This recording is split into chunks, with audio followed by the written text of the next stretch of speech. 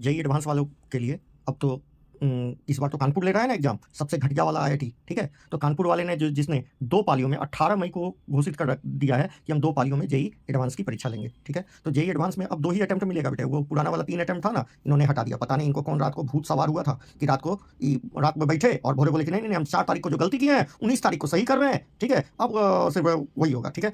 अब सिर्फ 2 ही अटेम्प्ट मिलेगा, 2 पालियों में होगी, दोनों पालियों में 3-3 घंटा मिलेगा, जैसा पहला पाली 9 से 12 और दूसरा 2:30 से 5:30 तक चलेगा, ठीक है। अच्छा, जेईई एडवांस में 2024 में 1,80,217 शामिल हुए थे और इस साल ये बढ़ने की संभावना जताई जा रही है, ठीक है। आरएस में जेईई मेन में 16 लाख शामिल हुए थे और ऐसा संभावना है कि टॉप 2.5 लाख एडवांस के लिए घोषित किए जाएंगे, तो इस बार भी उतना ही घोषित किया जाएगा, ठीक है। तो रोटेशन से मिलती है जिम्मेदारी। देखो बेटा, हर बार क्या होता है ना, कोई आईआईटी जो होता है वो एग्जाम को कंडक्ट कराता है। इस बार सबसे घटिया आईआईटी जो अपने आप को ना होशियार के काका समझता है, क्या समझता है? होशियार के काका। क्यों?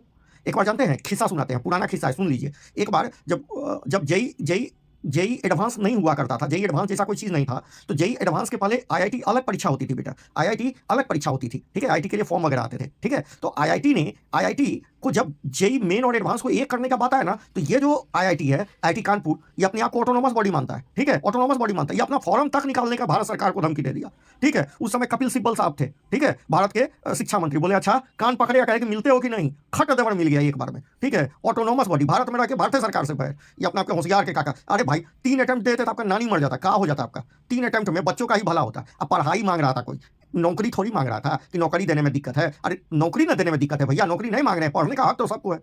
3 अटेम्प्ट दे दिया जाता, उस बच्चों का भला हो जाता। पहला अटेम्प्ट में नहीं होता, दूसरा अटेम्प्ट में नहीं होता, तीसरा अटेम्प्ट, सब जगह 3 अटेम्प्ट होता है। अच्छा सोचिए, इतना बड़का है, इतना बड़का दिक्कत है, तो क्या बोलते हैं, बीपीएससी यूपीएससी काहे 5-5 अटेम्प्ट दे के बैठा है? काहे 5-5 अटेम्प्ट दे के बैठा है? क्या उस समय कुछ दिक्कत हो जाता है?